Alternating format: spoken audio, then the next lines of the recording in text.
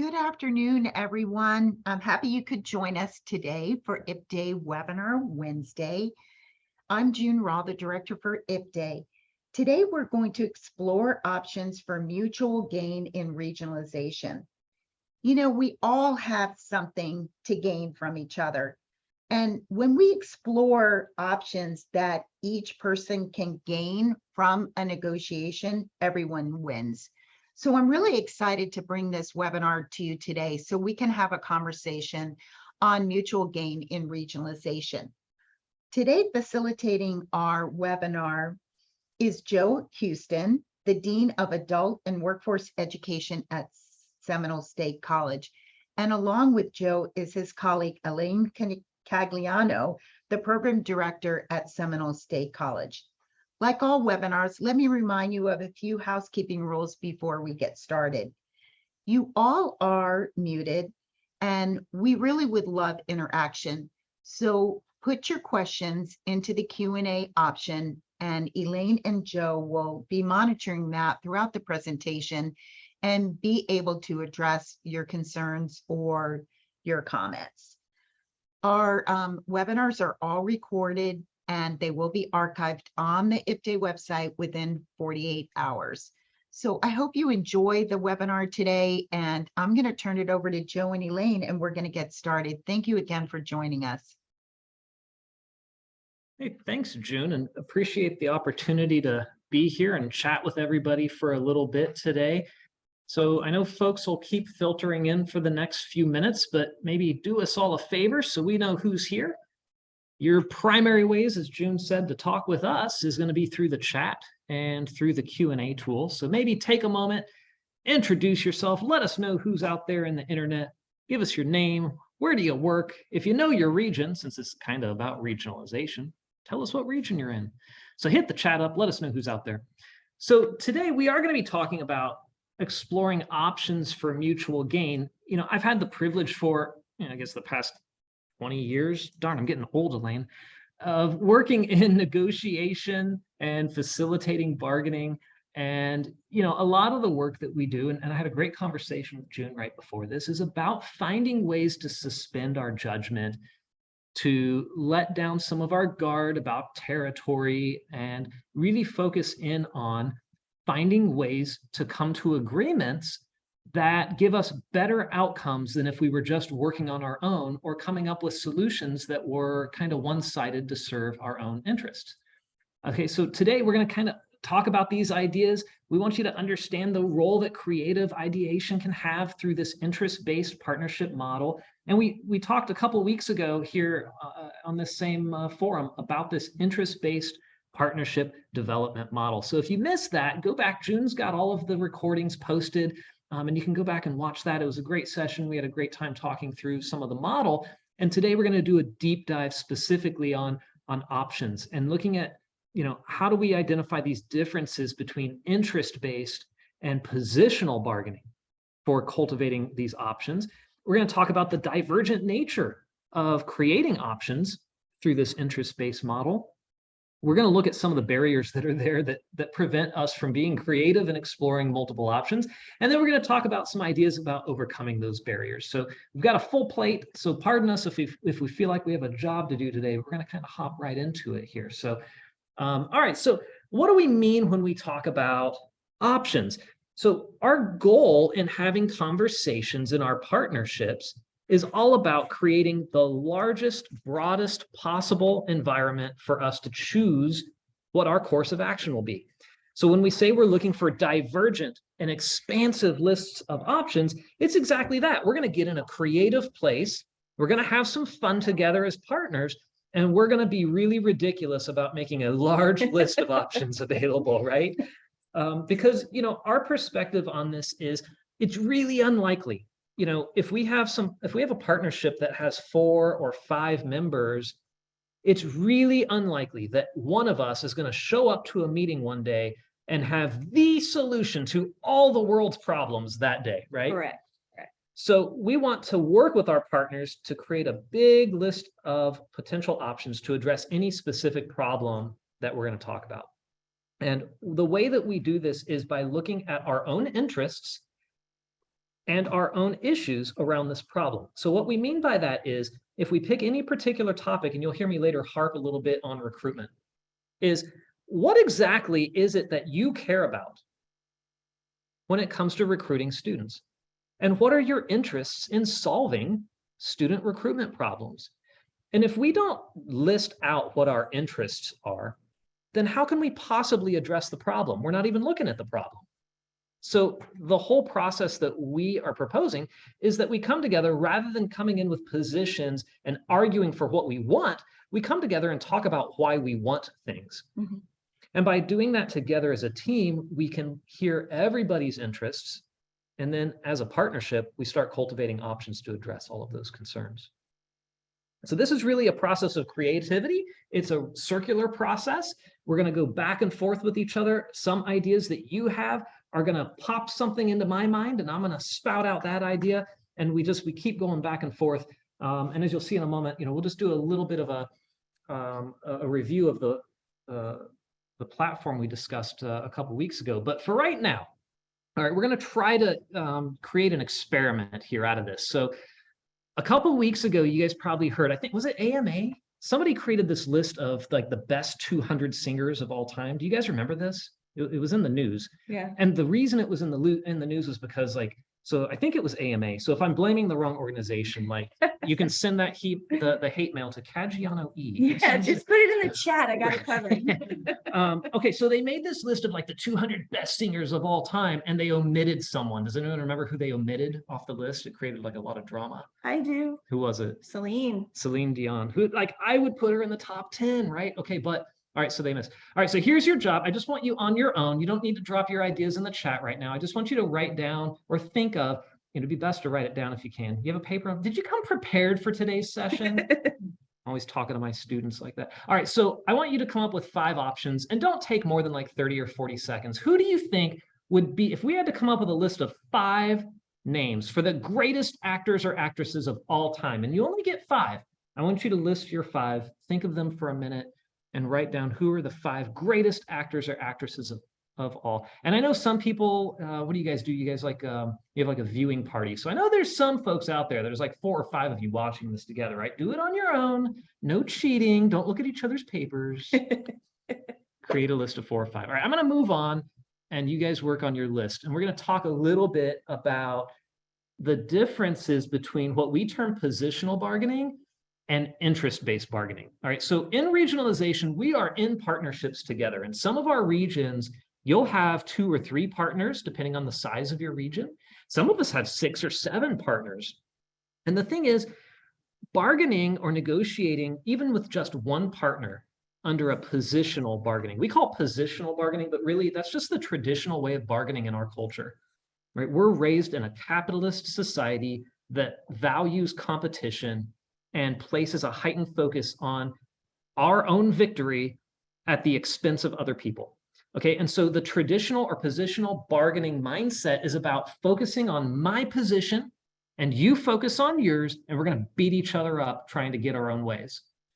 And we're suggesting in regionalization, or really in all partnerships, we advocate for an interest-based model that focuses on these issues and interests rather than focusing on positions so that we can align against the problem by working together. In traditional bargaining in our society, your victory is your goal. You are trying to win, and you're trying to make the other person lose. Right. But in interest-based bargaining, our goal is to come up with an agreement, and preferably one that works for both of us and gets a mutual gain for both of us. It rejects the idea that you have to lose in order for me to win. And that's what we think holds a lot of promise for us in our partnership work. In traditional bargaining in our society, you want to maximize your gains and you want to minimize your losses. But in the model that we're proposing, it doesn't have anything to do with gains and losses. It has to do with creating a maximum number of possible options to choose from, because somewhere out of this immense list of options resides some choices that will work for all of us, and we don't have to have anyone incur a loss. Traditional bargaining demands that your opponent makes concessions. If you've ever been trying to buy a car or buy a house, right? One of the strategies is point out all the flaws. Oh, well, I like this car, but I mean, geez, it's an automatic transmission. Who drives that anymore? I couldn't possibly pay more than fill in the blank. Right? Whereas in an interest-based model, it's not about trying to beat your opponent up and get them to concede points to come to your side. It's about looking for mutual benefits and working together in collaboration to maximize all of our benefits.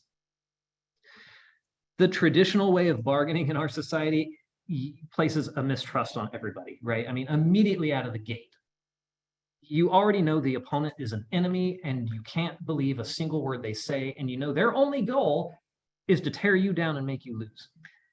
So I was just going to say that reminds me of, you used the car sales example, and when we just purchased a car, you know, a little over a year ago, when our family would go on the car lot, like I would disappear because I just couldn't handle the confrontation of having to do the negotiation. And so being with someone that's a car guy, you know, he went in geared up and ready and positioned, and he was gonna, you know, go in to do battle, and I kind of was like, no, stay away from me, I'm fragile. So yeah, so I mean, it's, you do see it everywhere, and it's hard to make that shift, but it's important to be able to trust. It's such a ridiculous paradigm. I mean, the last time I went to buy a car, like normally it's the client that like does all, like it's been out of shape, and like, you know, if anyone's going to be like cussing out the other person, it's like the client cussing out the salesman. Yeah, we automatically lose. Like, we I'm know, telling you, like, because we have to pay. I know, but like the last time I went to buy a car, like I used this process, and it was the car salesman that was cussing me out. Like, and like I walked out with a great deal. Yeah, So, you know, but at any rate, this interest-based model that we're talking about starts from a place of trust. And the reason for that is our partnership work is not a one-off transaction like that scuzzy car salesman up in Jacksonville, right? But it's about building a relationship for the long haul. We're going to have a partnership with people for many months and potentially many years here. And I'm not trying to create a victory over them in this one instance, because I need to have a sustained relationship with this person for a long period of time. Right. Okay, so we went through this interest-based model. We put it up here just as a refresher. If you were here with us last time, that's great. If not, June has the recording posted up.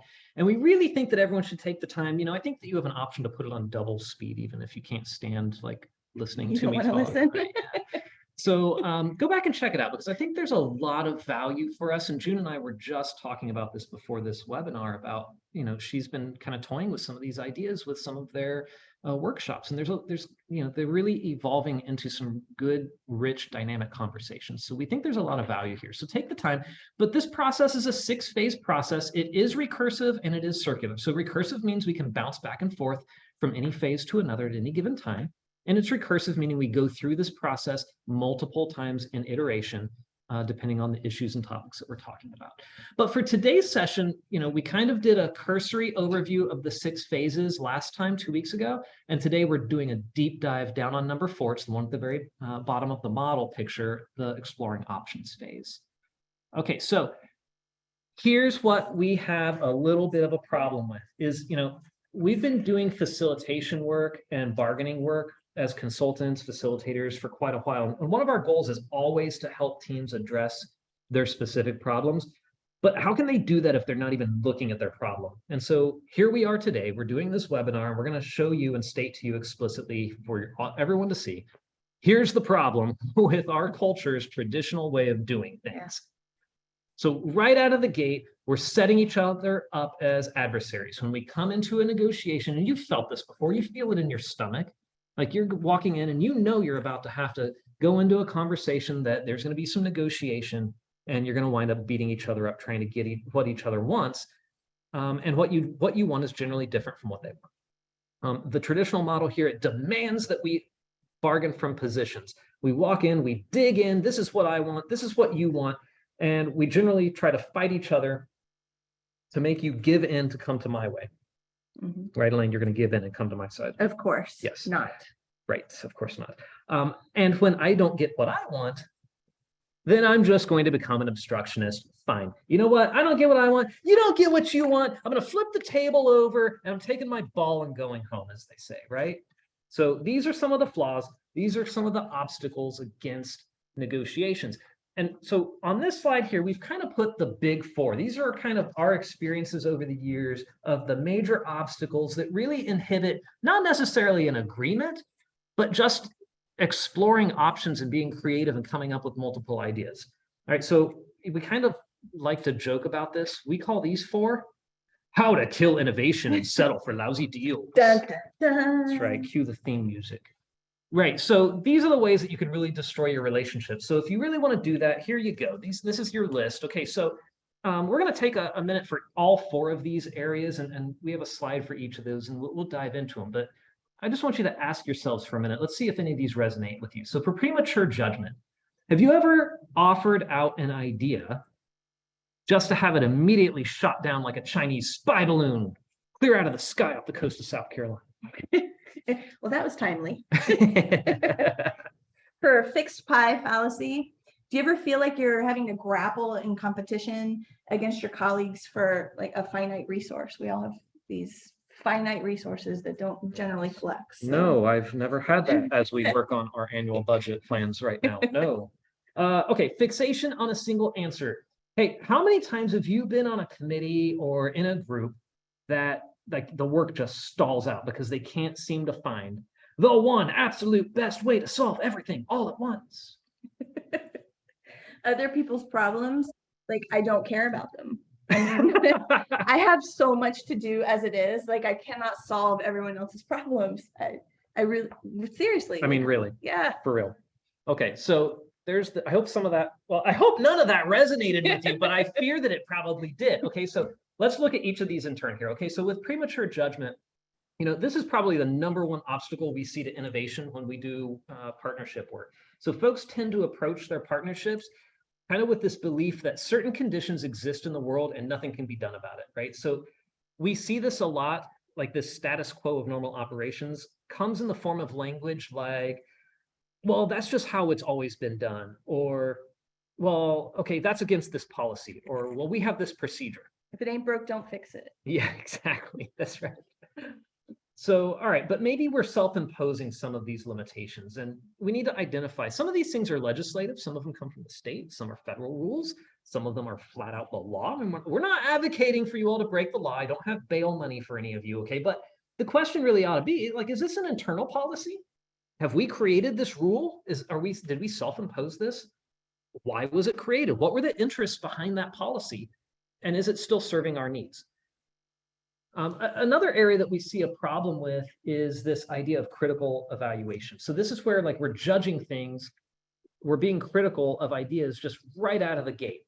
And so you'll hear stuff like, you're just getting these ideas shot down, right? Like, man, we tried that 17 years ago and that didn't work, so we're not going to do that again. Okay, but dude, like 17 years, was there even an internet 17 years ago? But like, when was the first iPhone out? I bet that wasn't 17 years 2007. ago. Yeah, see, that's, oh man, that's almost 17 years ago. Yeah. All right, but my point is that critical evaluation crushes innovation. It kills creativity, right? So these are kind of the areas that, we need to be mindful of and watch out for. But sometimes we self-impose problems on ourselves. So from the Office of Redundancy Services. Oh, she's going to look up when the first iPhone. Because now I'm wondering. Exactly. So, all right. So this pressure from opponents, sometimes we shut ourselves down out of fear that someone's going to think we're silly or the things that we've said. Was it really? It is January 9th, 2007. She's over here celebrating. She's wanting her victory, right? Well, we can bargain for that. Okay. So, but if we are taking on peer pressure that we perceive, did you ever hear the phrase, people like you better than you think? Yes, 30% actually. Right. It's true of most people, Elaine. It's true of most people. June, stick up for me. So pressure from opponents, a lot of times we perceive that, or like, we see somebody else in the room that we know carries a certain aura about them, or, they have a certain position of power, things of that nature. And so we kind of close up and we don't share our ideas. We're just crushing innovation by doing that. And the folks around the table, they generally want to hear what you have to say.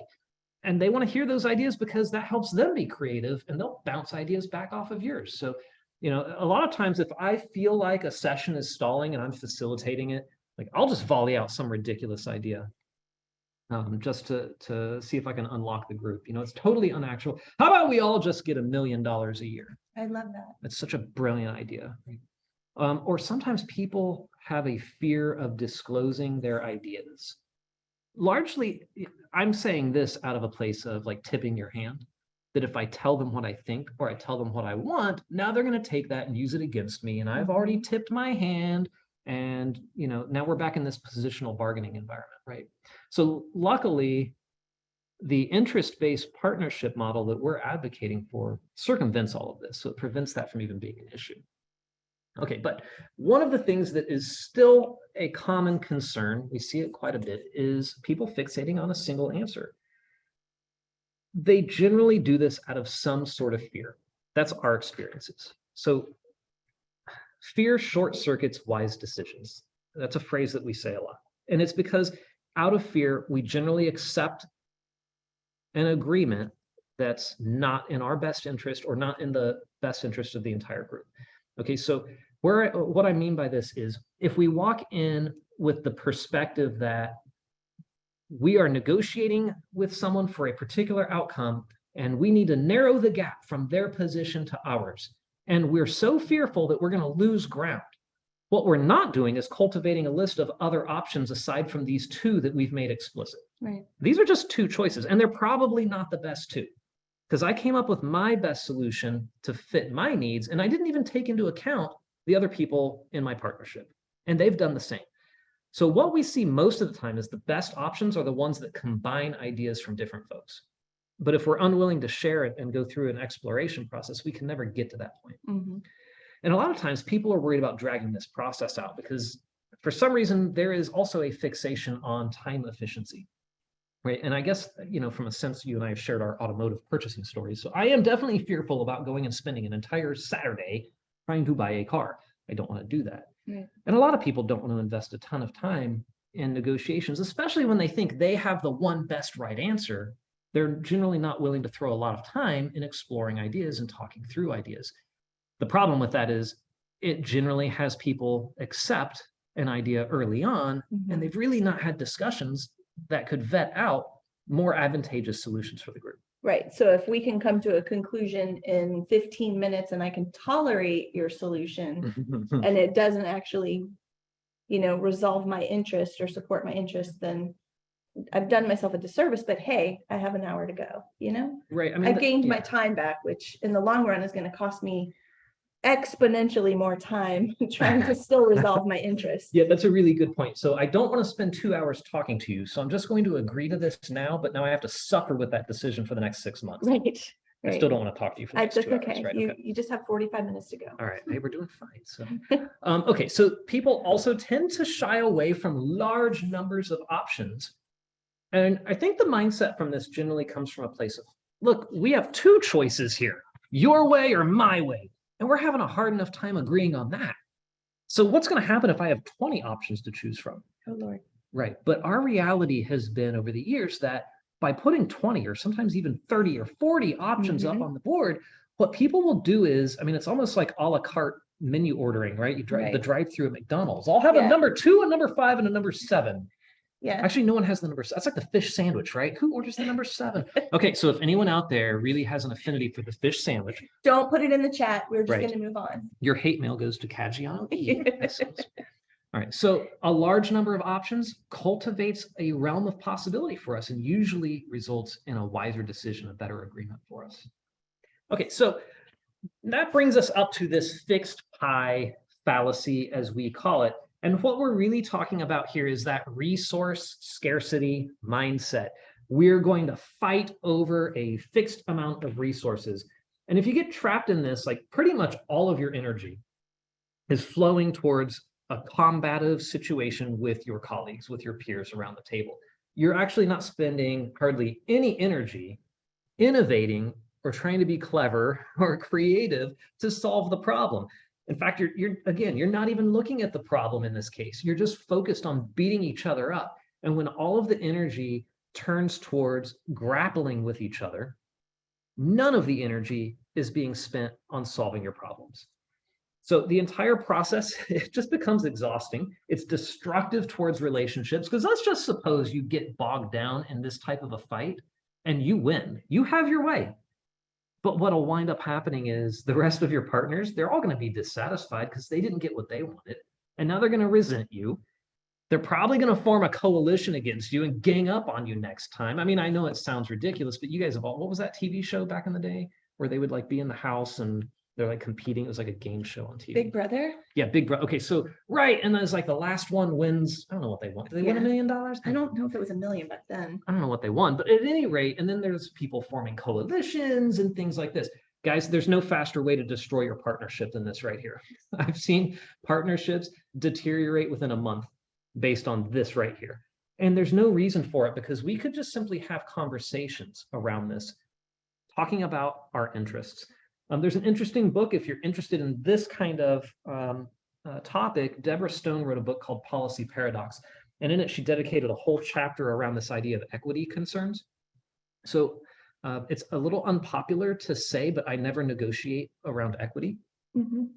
And here's the reason for that. So Deborah Stone, in her book, she made this example. They have this beautiful gourmet artisan chocolate cake. And we're going to split this thing. We're going to share this thing. And clearly, the only equitable way to do that is to slice it into exact equal size slices for the number of people sitting at the table. Does everyone agree that's the best way to do that? Yes, maybe. No. Well, I mean, here's the thing though, Elaine. All right, so like I ran 5 miles this morning, so I burned a ton of calories and I'm really hungry. So I think like, did you run 5 miles this morning? Not ever. Okay, so here's the thing. So I need a double slice of cake because I'm expending more calories per day. But that's not fair. Well, it's fair. It's fair based on calorie expenditure. Well, it's not fair based on I like chocolate cake more than you. Okay, so now preference for, actually, I don't care for chocolate cake. So now preference should, I win. okay, so your preference for it should outweigh my need for calories. So there's all kinds of ways to slice the equity pie, and I don't subscribe to it. What I'd much rather do is let's have a conversation around our interests and why we're trying to solve a particular problem, because that's going to lead us to a more satisfying outcome in our agreements. Another challenge with this is people kind of take a stance that if we are willing to listen to someone else's idea, that somehow that is self-sacrificing my position, right? So Elaine wanted to talk about her affinity for chocolate cake, where I actually don't care for chocolate cake at all. So why would I want a double slice? And some people will take the stance, listening to her perspective means that I'm caving on my position. I don't negotiate from a place of equity, and I don't negotiate from a place of positions, because both of those wind up being destructive. Let's talk about what we care about in this situation, why we want to solve a problem, and then let's cultivate some options to do that to address our interests. And that's a much more productive way to go about this. Okay, so the last one I think we had in here is their problem is for them to solve. And while I sympathize, given that I have, I think, like 842 unread emails, if one of them is from you, I apologize. I will get to them in turn. Okay, but yeah, we have enough to worry about. So why am I going to bother worrying about their problems? But here's the issue with that, is if we're in a partnership for the long haul here, and I'm going to be talking out options, and I'm going to suggest a solution, if I'm not taking my partner's interests and their vantage points into account, what I'm really doing is failing to accord legitimacy to them. Any solution that works for our partnership, for a group, has to work for everybody involved. So as I come up with ideas, I necessarily should be considering what are their interests, what kind of challenges do they face, how are they going to take my idea? I need to see it through their lens, and they need to be thinking through mine as well. Everyone's going to be looking about their own self-interest. That's not the problem here. Right? Don't even worry about that. But if you're going to be making a suggestion and you want it to have a chance of being ratified by the group, you had better be taking into account what everyone's needs are. And again, we're looking for a mutual gain in a partnership, not a one-sided gain. Partisan solutions are going to cause a fracturing in our partnership. But looking at our interests to confront a particular problem and looking at the options available that we can meld together to work collaboratively and solve all of our problems at the same time, that's where we're going to find fertile territory for our partnerships. Okay, so we've named some problems here. Let's come up with some remedies. All right, so when we see partnerships thriving and we see options being cultivated in a creative process, that's universally happening. because people have separated their creative acts away from the critical acts. And what I mean by that is they've dedicated time for the sole and explicit purpose of being creative. They're going to be brainstorming, they're working through ideas together, and they've been explicit up front that their brainstorming sessions are distinct from any other behaviors, actions, performances, whatever it is they're doing. And they do that because it carves out free space for them to be innovative. We're not judging each other. We're not going to be evaluating ideas. We're literally just throwing things on the wall and let's see what sticks. We'll worry about evaluating things later. So we take judgment, we take evaluation, and we suspend them for a later time. If you need to literally separate them by separate days and separate meetings, then do it, because there's a ton of value in carving out space for each other to be creative as a team. This third item is my single most favorite element of this entire model, is that, traditional negotiation clearly sets me up as your enemy. You need to get your way, and I'm going to try to get mine.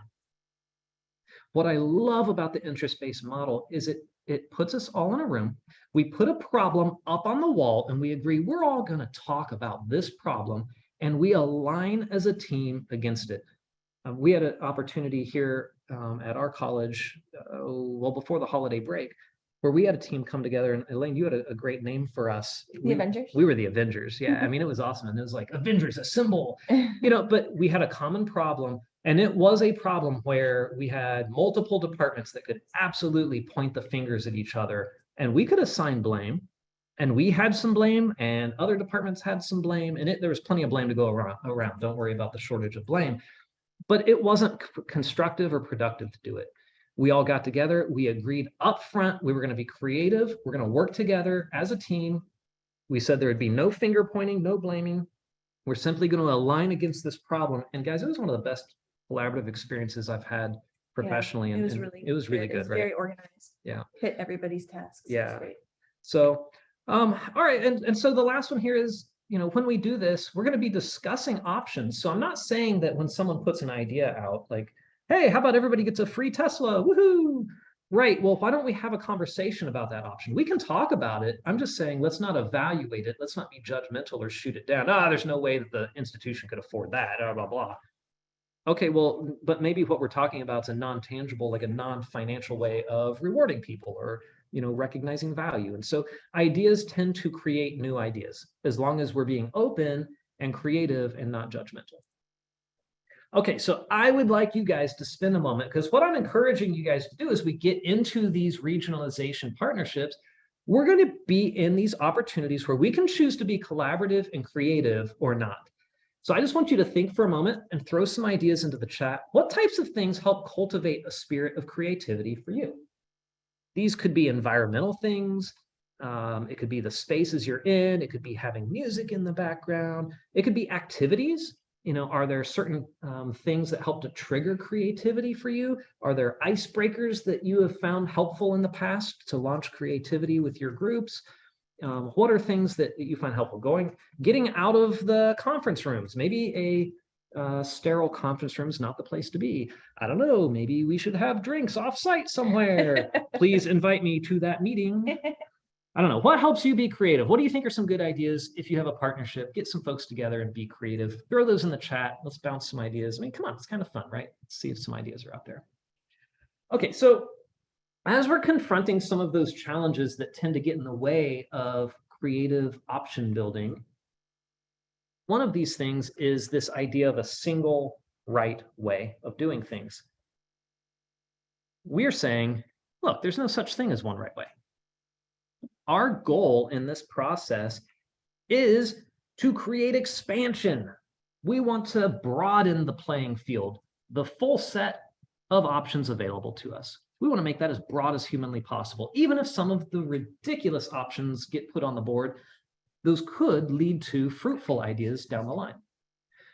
We want to explore a diversity of vantage points. Okay, so you have a set of experiences. Yes, I am talking to you, wearing the glasses, sitting in the rolling chair. You. Yeah, that was really, I hope there was one person that they're like, oh my God, he sees me. Roxanne, put your glasses on. That's right. So listen, every single one of you has an expertise based on your own education, your life experiences, your particular work experiences, and no one else has those experiences. And that creates a vantage point for you that no one else could possibly have. And so we want to embrace that diversity of vantage points and make sure that we're creating an environment that's comfortable for everyone to share their ideas and to have those different lenses to view these ideas through.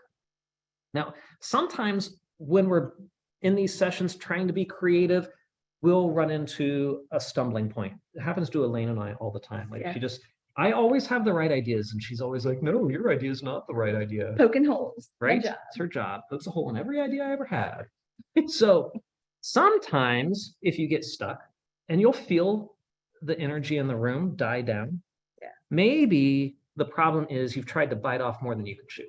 And the issue that you're talking about is too broad. So I told you that I'd pick on recruiting. So maybe recruiting students is too broad. And we need to focus in on a more narrow topic like digital recruiting or social media or hosting events. And if we take our issue and fracture it down into smaller pieces, that oftentimes can unlock a blockage in our innovation, and people can start flowing some ideas or find alignment around a smaller subset of the issue. And another idea is if we still wind up being blocked, one of the things I like to do is, especially if we get two people in the room and things start going sideways, you know, I like to say that an interest-based model is the solution to all of our woes, but the reality is our cultural upbringing, every single one of us have been raised in a capitalist society, and we can't seem to get this combative, competitive nature out of negotiation. And it's why it's really important to have a neutral party there that can do this. But sometimes when two people really are disagreeing and they're, you know, it's kind of derailing the conversations, if we can't figure out what we agree on, maybe we can agree on where we're finding disagreement. So we call this a second order agreement. And if we can't all work together to explore options on an idea, can we work to explore options on what we disagree about? Because that can also lead towards innovation. Because you have, like, if you wind up entrenched in two positions that we can't get out of, we've really stumbled onto something valuable here. Like, people try to avoid these moments, but I think there's a lot of value in them, because we have found a point where we're misaligned on, and there's something really significant here that you care deeply about, and I care deeply about. And somehow, even though we're in the same field, in the same state, working with the same population, we have two very different perspectives.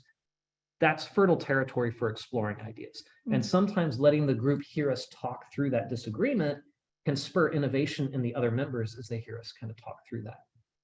One of the things that we like to say is that a masterpiece is more likely to emerge through a large volume of work. Okay, so pick any famous artist. I don't care who it is. Oh, I put her on the spot. Oh, you want me to? Oh, yeah, you know, when I look at you, that means I'm so yeah. Sorry, yeah. I guess we should have. Chat. Maybe we should have chat. we should have pre-gamed this a little bit. No, Pick that's any okay. artist. She's on the spot. Quiz, hot shot. Pick an artist. Like a painter artist, Well, or yeah, a I mean- musical artist, like Yeah, sure. Van Gogh, okay. or A musical artist would be fun too. Maybe something people have heard.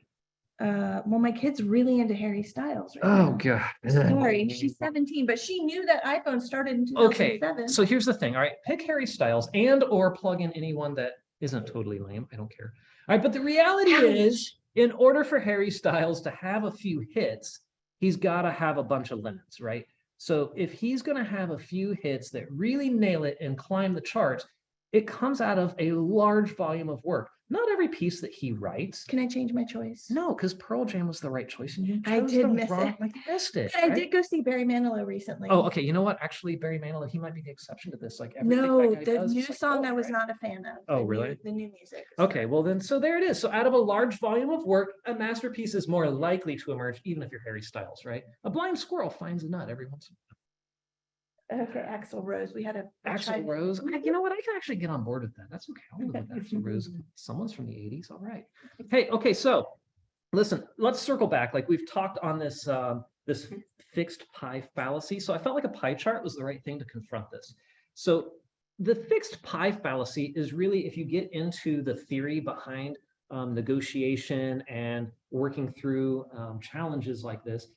It's called a zero-sum game perspective, and it's where in order for me to gain an advantage, you have to take a loss. And the fallacy of this is that there's no reason to approach any of our problems in our field with that mentality. Because if we simply come together and have conversations about our shared interests, why are you passionate about students completing their GED? Why does that matter? Why do we want to talk about improving completion rates in our GED testing? Why do you care about that? If we come from a place of shared interest, then we can start cultivating options about mutual gains. What are some strategies as partners that we can work collaboratively on that will enhance your GED completers and enhance my GED completers? And what we're doing here is dovetailing our overlapping interests and our overlapping mutual gains. That's how you solve this problem of a fixed pi. All right, so we've kind of been at it for a little bit here, but one last idea to confront the concept of other people's problems being their problems is that if you're coming into a partnership and you've got some ideas that you want to advocate for, make it easy for your partners, be explicit, show them how your ideas are addressing their interests. How is this going to benefit them? Think about what their likely response is going to be, right? So if I walk in here and I say, I just think that everyone should be going after a bachelor's degree. There's no value in CTE programs. How do you think that's going to go over? In an ESG meeting. That's going to go over like a lead. That's going to go over like a Chinese spy balloon. Oh. That's how it's going to go over, right? Okay, so revisit the interests, especially if you get stalled out, right? If someone's really pushing back against your ideas, go back to the interest, because if someone's digging in and you've addressed their interests, maybe they still have an interest that they failed to disclose. Or maybe they are not looking at the interests as the way to think about the options, right? So going back and having a conversation about the interests is a good way to try to confront a situation if someone's putting a lot of pushback to an idea that the rest of the group likes. Where are we missing the mark at? We see that this option is addressing these 7 interests. What have we missed? Or what other ideas do you have that would do even better than this one, right? Attempting to prevent these conversations from bogging down into negative, pessimistic territory. Always be looking at how we can enhance, explore, and expand. And to that point, I asked everyone at the beginning to come up with your list of the 5 greatest actors and actresses. Harrison Ford. Excuse me. So here's what I want you to do in the chat. I don't want you to list your 5. I want you to post what you think are your 2 best or your 2 favorite options from your list of 5. So this chat should get fired up. I'm not sure how many participants. It looks like we have 23 folks on the call. So June, I know you're out there too. June, I want your options in here. Everybody post 2 options. This experiment is only going to work if we get participation. Yeah. This is like, have you ever listened to NPR or one of these news radio stations when they get to their funds drive? Like, I am going to hold the rest of the session hostage until I start seeing actors and actresses in this, right? No, you do not get dessert until you clean your room. Can you tell I have 3 children? Yeah, right. Okay, so put your 2 best or favorite options for the greatest actors or actresses of all time in the chat. You are culpable if you leave out Harrison Ford. Oh, it was the number 1. Of course it was. That's exactly right. That's exactly right. Not that I'm trying to throw this, but I just think any list that doesn't include him. All right, he gets 3. He's got, all right, hey, we're doing Oh, okay. Betty White. Oh, that's such a good one. I would not have thought of that. That's so good. We're gonna pause here for a second. We got some good ideas coming. Yeah. Through. In fact, I'm not even on the screen anymore. I'm just looking at the chat. Keep them coming. Oh, I see Tom Hanks. Oh, Kevin Costner. You put Kevin Costner in there just because you saw his butt in Dances with Wolves. Don't lie to me, Jane. I know that it's true. Harrison Ford, Liz Taylor, Sally Field. Oh, Sally. Oh, Robin Williams. What? Yeah, Robin Williams. Let's see. I'm scrolling back up. Helen Mirren. Why is Roxanne digging deep in here? James Earl Jones. Got 2 for that. Whoa, Audrey, great. Harrison Ford and Betty White. Hey, who was the lady that played she was like the heroine in the Alien movie? Sigourney Weaver. Sigourney Weaver, right? I just like her because of Ghostbusters, but I thought she did a good job. Can I vote for Harrison Ford and Sigourney Weaver? Those are my votes. Weaver. Do I get to count? I count too, right? I'm in charge of this thing. I think I get to count. I'm missing some folks. Let's see. I got Elizabeth Taylor and another Harrison. You know what? I planted the seed. You did. But the That's thing, why. it's also like if I hadn't said it, it still would have happened because it's true. So my husband would say Nicolas Cage, Arnold Schwarzenegger, and Keanu Reeves. Because Nick Cage and Keanu Reeves made our Like, list. Like, that's what Jorge would God, say. that's painful. Okay. I had All right. I had De Niro. Oh yeah, Robert De Niro. Bale and Viola Davis. Oh, very much Viola Davis. I mean, she's pretty. Wait, who's Viola Davis? She was in. What is the movie about the warrior queen? Oh yeah. She was in That's Hidden good. Oh, Hidden Figures. Figures, right? Yeah. She is good. She is actually really good. She's been in so many. Oh, things. Christian Bale. You know what? Every time I watch a Christian Bale movie, I try to grow my hair out. And then it gets like to a certain point, and I'm like, I can't take it anymore. Okay, all right. You guys are tired of listening to me rant. These are great. Okay, so this little experiment, I feel like this has worked. Has this worked? Yeah, well, Harrison Ford came out on top. Of course, Harrison Ford. came out For on top. females, we have Betty White, and for males, we have either Tom Hanks or James Earl Jones. So I'm gonna. Okay, so here's my point. All right, so I don't necessarily need. Well, So I we mean, did a male and a you're going female. after like a top 5. Oh, so now she's going to get a male and a female. Now that's interesting. I just changed the interest. Yes, she did. Okay, so we've broadened our options here. So let me ask this question. So we've been trying to read these out. I hope you guys have been keeping up with the chat as they go. So I asked everyone to come up with a list of your own 5. Now, the likelihood that any single individual of us picked, actually, truthfully, the 5 greatest actors and actresses, it's really unlikely that any one of us would nail all 5 of the greatest actors and actresses. But collectively, as a team, what we've done is we've come up with 5 names, and Elaine's going to read them off to us here. So we have Harrison Ford. These are double digits, Harrison or more. Double digits for Harrison Ford, James Earl Jones, Tom Hanks, Viola Davis, and Betty White. So that's pretty nice. It's a pretty good list. So I want you to think, like really reflect here for a second. The ultimate list, this large list, it looks to me like we had about 15 or 18 options that came out of our group. Was it better to simply go with the 5 options that any one of us picked, or by looking at the total 15 or 18 choices that we all came up with, do you think we came up with a better informed list of 5? People I wouldn't have thought of. Right. These are definitely people I would not have thought of because But I love them. I stopped at Harrison Ford. Like, Yeah. you know, so, but yeah, these are so great. I would not have thought of, well, 4 of the 5 I would not have thought of. Mhm. Yeah. I mean, so by working together collaboratively as a team, like, was this efficient in terms of time for us to cultivate a list of 18 and kind of tally them up? Well, I don't think it took a whole lot longer than just taking a few minutes to think individually.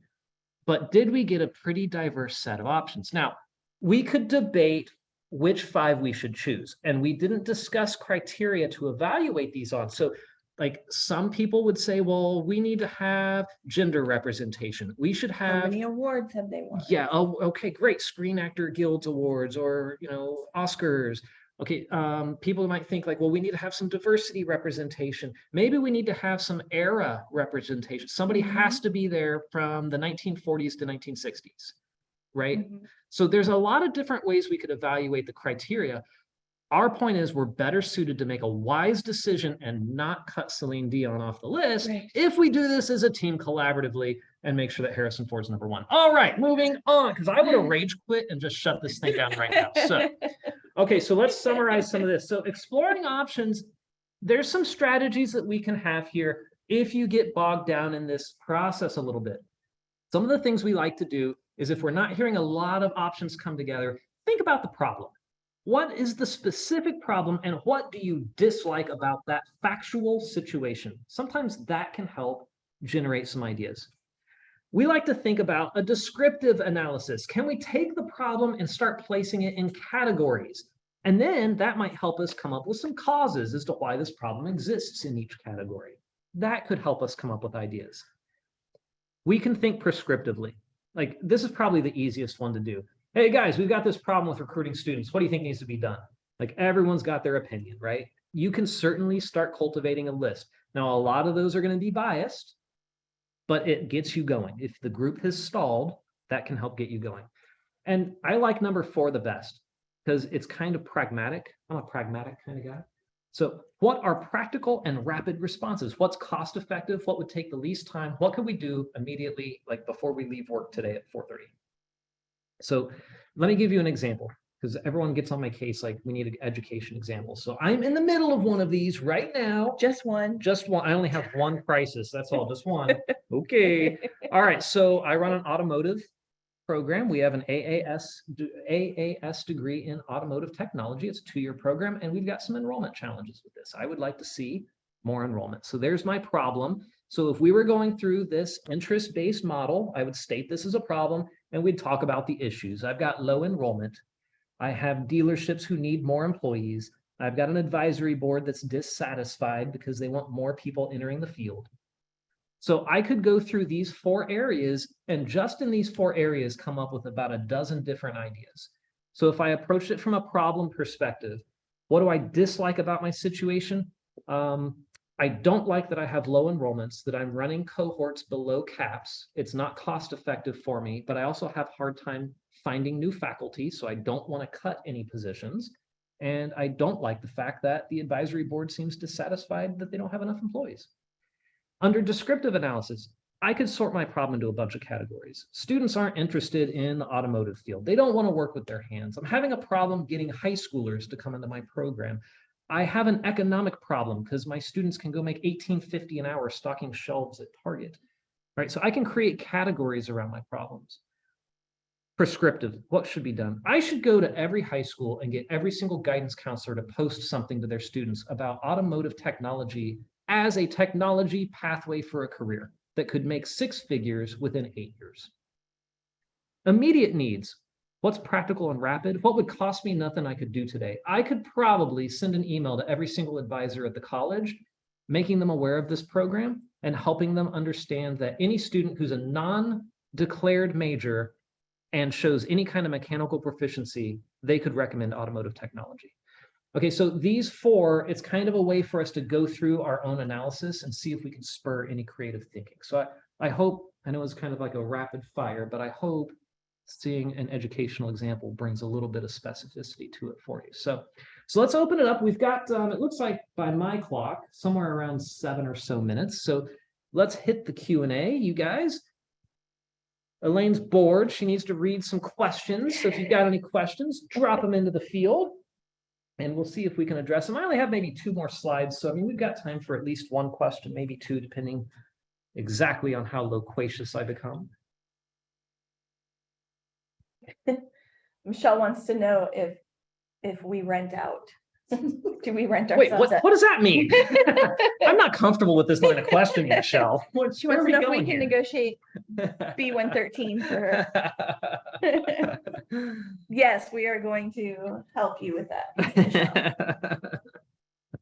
We have one that says, what are your suggestions for how I can try out these ideas without taking too much risk? All right, so this sort of question or idea comes up a lot. So it usually is when we're working through training on interest-based models. And I think that it kind of comes from a concern about other people being involved in the partnership and the negotiation process. And it's true, this model does have a little bit of innate risk to it because in a sense you are exposed in this model because you are being asked to disclose your position and all of your interests to your partners. But in this model, it's also asking them to do the same. This model only works if everyone does that. And the moment that someone takes advantage of the situation that you've disclosed your position and your interests, the partnership's in trouble and in peril already. And so if that happens, it's time for the group, and it's why it's also important to have a neutral person helping to facilitate. Right. You hit that great big red pause button and say, now hold on a second. Right? This interest-based model that you have all agreed you would use says that this is how we're conducting ourselves here. And you generally have ground rules laid out printed out, visible for everyone to see, and that helps to govern your work. So, while it feels like there's a little bit of risk, that comes from this cultural place of this competitive negotiation that's kind of ingrained in our society. And it's why it's important that upfront, your partnership all agrees that they're going to use a model like this. They co-create the ground rules. They write them up, they post them up, they all sign, they agree to adhere to them, and that this is the model we're using for this work. And then the group really self-polices itself. And the times I've seen this happen, like really just helping the individual realize, hey, that's kind of outside of the way that we're conducting these operations here. And they're like, oh my gosh, I'm so sorry. You're absolutely right. And they usually fall right back in. So have those open discussions. That's a great idea. Have those ground rules established. And I'd say the next suggestion is to start small. Don't try to solve a significant overarching problem, especially one that involves money, as your first choice to target, right? Pick something easy that can be an easy win that's relatively low stakes. And it lets everybody kind of have a feel for the model and to work through it in a way that's a little less combative and the pressure's off. So Joe, what if I really want it to be my agenda? Or what if I really need my option to be the one that's selected? That's great. Go ahead, advocate for your option. But remember that in a partnership in this interest-based model, we're developing a big list of options that satisfies all the interests from all of the team. That may well be your option, right? But when you get into the evaluation phase, it's kind of incumbent on you to show that it addresses everybody's interests and that it's the best way to address all the interests. But I would also say, okay, great, you have your option and you really want it. Try not to get so married to it because you may not get 100% of what you want on that particular day. In an interest-based model, we're bouncing ideas off of each other. We're exploring the ways that we can satisfy everyone's interests to the greatest extent and come to an agreement that's our best agreement on this day. Now that can change down the line, but it's the best that we could do today. And you may only get half of what you want today. But that doesn't mean that it stops. We can keep having conversations in the future, right? So can you revisit one issue real quick, just for 30 seconds or so? The question came in about how do you get people to check their emotions at the door? Well, okay, so I like a ground rule. I like when we have a ground rule, only one person can be upset at a time.